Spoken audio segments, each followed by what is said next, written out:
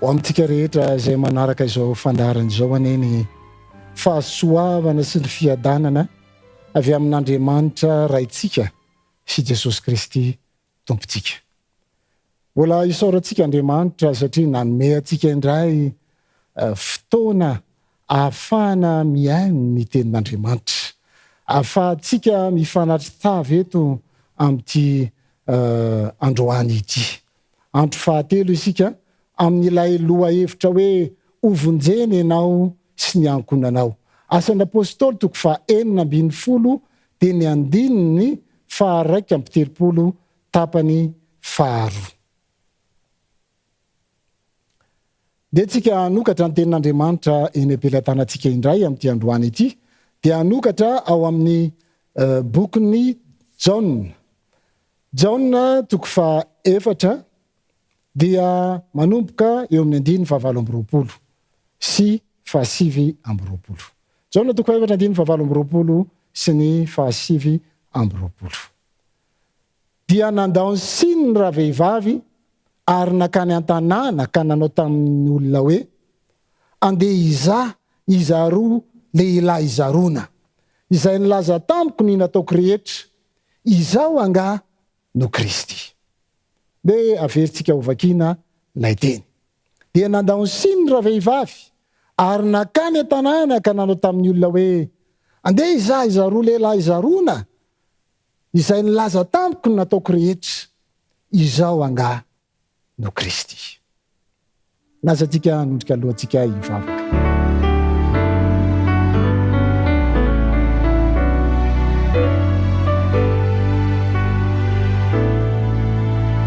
Ray masino, raha nanokatra izany teninao izany izahay, enganeny teninao izay ho fakafakainay sy hodinianay, mba hitondra fampaherezana, hitondra hery vaovao ary hitondra finoana ho anay tsirairay avy. Mitenena Jehovah fa miaino anao mandrakariva izahay, amin'ny anaranao Jesosy. Amen.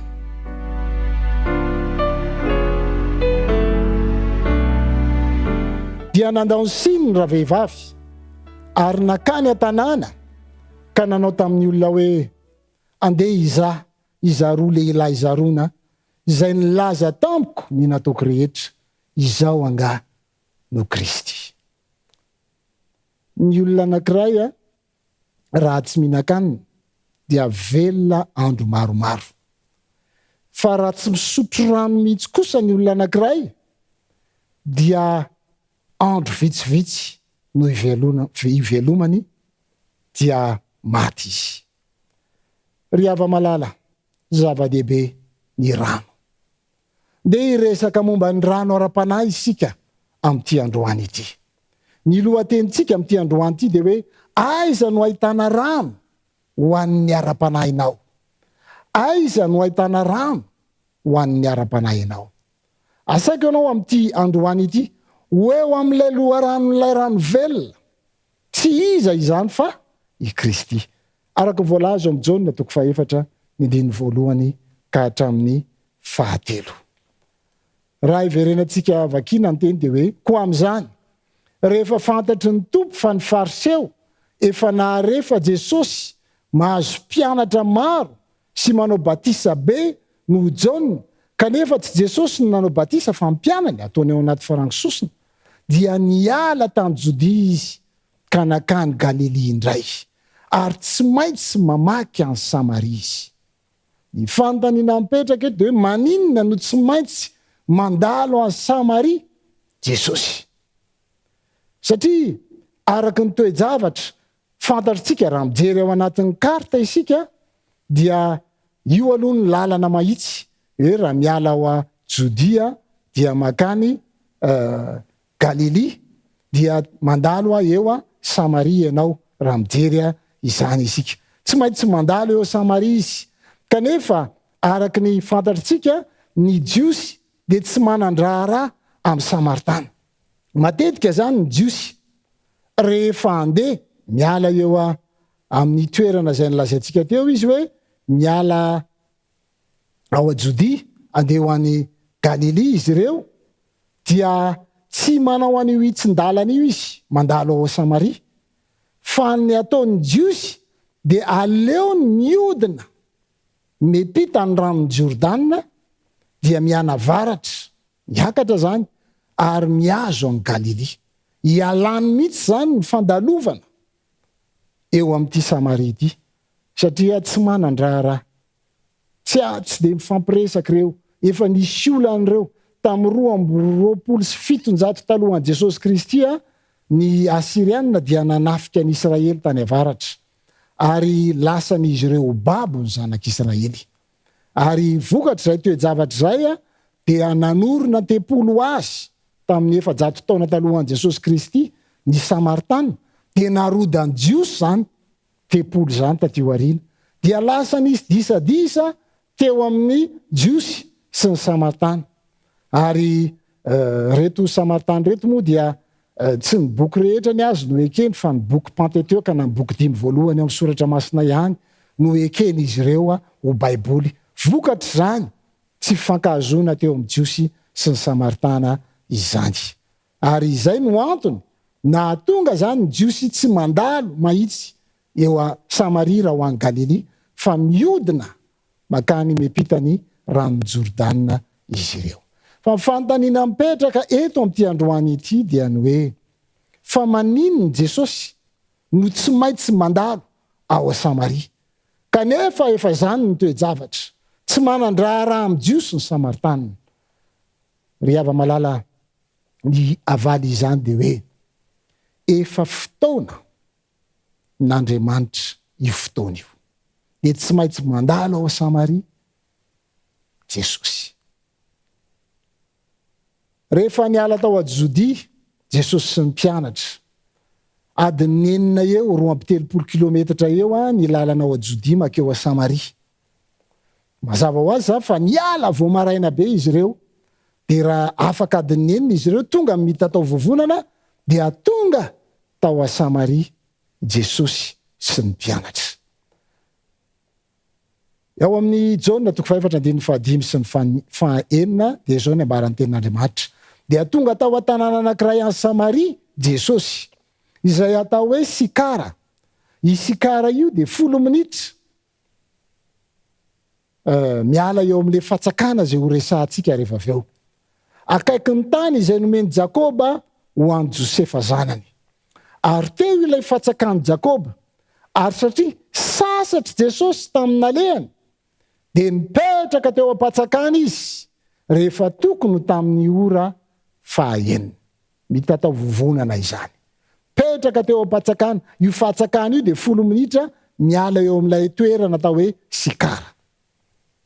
Dia raha mijeritsika, dia adiny 2 miala eo amin'io fatsakana indray ny toerana misy ilay vehivavy zay miaona tamin'i Jesosy. 7:7 Jaona 4:4.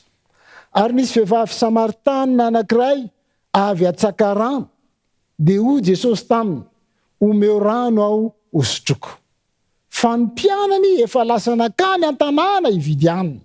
Fa ora vehivavy Samaritana taminy, nahoana ianao no Jiosy ka mangataka amin'ny hosotrona? Nefa ao vehivavy Samaritana, fa ny Jiosy tsy manan-draharaha amin'ny Samaritana. Efa voalaza antsika teo avokoa izany rehetra izany. Fantatra ara-tsosialy fa tsy manan-draharaha amin'ny Samaritana ny Jiosy. Kanefa dia nodikainy Jesosy izany toe-javatra izany. Maro ny sakana, ny alavirany toerana, ny ora, io ora mitatao vovonana io dia ora tsy fatsakan'ny olona ao an-tanàna, tsy misy olona matsaka rehefa mitatao vovonana ny andro. Teo ihany koa ny tsy fankahazon'ny Jiosy sy ny Samaritana, be dia be ny sakana. Kanefa na inona sakana dia tsy nanakana an Jesosy tsy eo amin'ilay fotoana zay iaonany amin'ilay vehivavy. Efa Andriamanitra mihitsy nanao io fotoana io. Ry hava-malala, na inona sakana rehefa manana planina eo amin'ny fiainanao Jesosy, tsy misy mahasakana izany. Tsy misy olona mahasakana izany planina izany rehefa Andriamanitra no manana planina eo amin'ny fiainanao. 10:10 ka hatramin'ny 12. Jesosy namaly ka nanao taminy hoe raha fatatrao ny fanomezan'Andriamanitra sy izay miteny aminao hoe omeo aho osotroko, dia enao no nangataka taminy ka nomeny rano velona. Hoy raha vehivavy taminy, tompoko, tsy manana fanovozana ianao sady lalina amin'ny fatsakana, koa avy aiza no azonao izany rano velona izany? Rano velona resahana zany. Ianao va lehibe noho Jakoba razantsika izay nanome anay ity fatsakana ity, sady izy sy ny zanany mba amin'ny biby no sotro teto. Jesosy namaly ka nanao tamin'io mendiny 7:10 ka 7:10. Izay rehetra misotro ity rano ity dia mbola ngetaeta indray, fa na iza no misotro ny rano izay omeko azy dia tsy angetaeta mandrakizay, fa ny rano izay omeko azy dia ho loha rano miboiboka ao anatiny ho fiainana mandrakizay. Ora vehivavy tamin'ny tompoko, omeo izany rano zany aho mba tsy angetaeta na akeo atsanka itsony. Ry hava-malala, raha manaraka tsara izany tantara izany isika, Jesosy eto miresaka rano ara-panahy. Ilay vehivavy miresaka ilay rano ao amin'ilay fatsakan'i Jakoba. Kanefa azon'ilay vehivavy ihany ny tiany Jesosy ampitaina ao anatin'izany.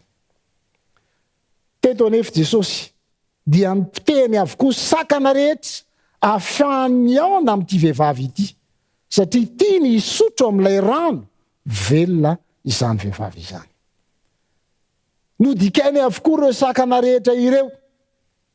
Isika kory hava-malala, raha esorintsika ny sakana rehetra mba hahafahantsika misotro amin'izany rano velona izany, dia ahita fahasambarana ny tokantranontsika. Ary raha mitoytsika mamaky an'io dia hoe raha ny tena mpivavaka ozy izy no avy hivavaka, dia hisotro amin'izany rano velona izany isika tsirairay avy. Tadiditsika angamba ilay fahagagana nataon'i Kristy tamin'ilay lehilahy marary tao Betesda. Rehefa mihetsika ny rano dia mihazakazaka daholo ny marary rehetra ka zay mahakitika ny rano mihetsika dia sitrana. Ity lehilahy anankiray ity anefa tsy mba nanana an'izany satria izy malemy. Isaky mihetsika ny rano dia izy tsy tafahetsika. Tsy tafahetsika eo amin'ilay toerana izy. Kanefa hitatsika ny fomba nataon'i Kristy namonjena io lehilahy io mba hikasoka an'ilay rano dia sitrana izy. Manana fomba mahagaga fon'Andriamanitra amonjena anao sy ny ankonanao. Ny esoro ny sakana rehetra mba amonjena anao sy ny ankonanao, ary manao fahagagana izy eo amin'ny fiainanao. Fa raha tianao ny hisotro amin'izany rano velona izany, dia azon'i Kristy atao eo amin'ny fiainanao koa izany, ry mpiaino malala. Tia nefa no tadidio, tsy nomeny Jesosy ho an'ny tsirairay, ho an'ny olona tsirairay ilay rano, fa ho an'ny fianakaviana. Raha omena azy irery, ilay vehivavy irery mantsy ilay rano, dia mbola angetaeta ny ankonany. Fa nomeny an'izy, nomeny ny ankonany sy ny fianakaviana izany rano velona izany. 19 ka 20. Ao amin'ny Jaona 4. Hoy Jesosy taminy, andeha ary, atsoy vadinao ka makanesa aty. Raha vehivavy namaly nanao taminy hoe tsy manambady aho, hoy Jesosy taminy, marina ihany izay nolazainao hoe tsy manambady aho, fa efa nanambady indimy ianao sady tsy vadinao ilay toeranao ankehitriny. Marina izany voalazanao izany. Teto zany magaga amin'ilay tantaran'i Jesosy sy ilay vehivavy Samaritana dia rehefa ame an'ilay rano velona hosotroana Jesosy, dia ny fanontaniana napetrany tamin'ilay vehivavy dia hoe andana ary ozy izy atsoy vadinao. Raha te hisotro amin'ilay rano velona isika ry hava-malala, dia andana atsoy vadinao. Andana atsoy zanakao, satria ilay rano tsy nomeny Kristy ho an'ny olona anankiray. Raha nomeny anao rem-pianakaviana rery le izy, dia mbola angetaeta foana ny fianakavianao. Fa ny fanirian'i Kristy dia tsy angetaeta ianao sy ny ankonanao. Tiany Kristy ny amme zany rano velona izany ho eo aminao. Dia raha mijery ny toy n'ilay tantara isika, dia nandainga ilay vehivavy. Kinanjo moa tamin'ny fotoana io dia azo antoka fa rehefa isotro an'ilay rano velona dia tsy maintsy mitsotra ny marina ilay vehivavy. Laza ny marina izy, nanaiky izy fa maro ny vadiny, ary nanaiky izy fa tsy mety ny nataony. Ao amin'ny Jaona 4:7-10, hoy raha vehivavy taminy, tompoko, hitako fa mpaminany ianao. Isika koa raha te hisotro ny rano velona ao amin'ny ankohonantsika dia mila manaiky an Kristy ho tompo sy mpamonjy ny tenantsika isika. Mila manaiky ny tenin'Andriamanitra ho filamatra ao amin'izany tokantranontsika izany isika ry hava-malala. 2:20 hoy raha vehivavy taminy, fantatro fa avy ny Mesia, ilay atao hoe Kristy, ka rehefa tonga izy dia ambarany amintsika ny zavatra rehetra. Hoy Jesosy taminy, izaho izay miresaka aminao noho izy. Ry hava-malala, te hiditra eo amin'ny fiainanao sy ny ankonanao Kristy. Jaona 4:20 dia nandao ny siny raha vehivavy ary nakany tanàna ka nanao tamin'ny olona hoe andeha izaho izaroa lehilahy izaroana izay milaza tamiko ny nataoko rehetra, izaho angany Kristy. Miantso anao ny tenin'Andriamanitra ho eo amin'ny Kristy, isotro ny rano velona. Ry hava-malala, miantso atao amiko sy atao aminao amin'ity androany ity dia izao hoe mety misotro ny rano n'izao tontolo izao ianao, amin'ny filozofia n'izao tontolo izao, amin'ny hevitrao manokana, sainao manokana, tadidio anefa fa mbola angetahety ianao. Raha Jesosy no eo amin'ny fiainanao dia anana fifaliana, fiadanana, fahasambarana ianao sy ny ankonanao. Manapa-hevitra, maka fotoana isotroana ilay rano velona. Angatao ny fanahy masina ameno anao izany rano velona izany. Fenoa ny tenin'Andriamanitra amin'ny fiainanao ry hava-malala, fa aza fenoana ny zavatra izao tany izao.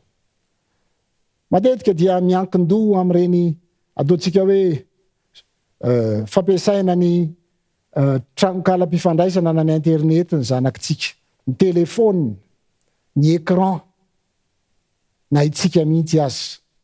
Ary indraindray tsika tsy manana fotoana isotroana amin'ilay rano velona, fa ao anatin'ireny tsika no misotro ny rano n'izao tontolo izao, misotro ny filozofia n'izao tontolo izao. Mba manandramana ianao ao amin'ny tokantranonao, angony daholo ny telefona rehetra eny amin'ny zanakitsika, fa indraindray mitomany ny zanakitsika, indraindray malahelo izy ireo, miavinavina izy ireo. Izany no ilazana fa efa miankin-doha amin'ireny zavatra ireny ny ankonantsika. Amin'ity androany ity dia andao isotro amin'ilay rano velona, aza miankin-doha amin'ireny zavatra ireny. Na tsy manam-bola azy ianao, tongava isotro fa te hanavao ny fiainanao Kristy. Anasanao hanondrika ny lohanao hivavaka isika.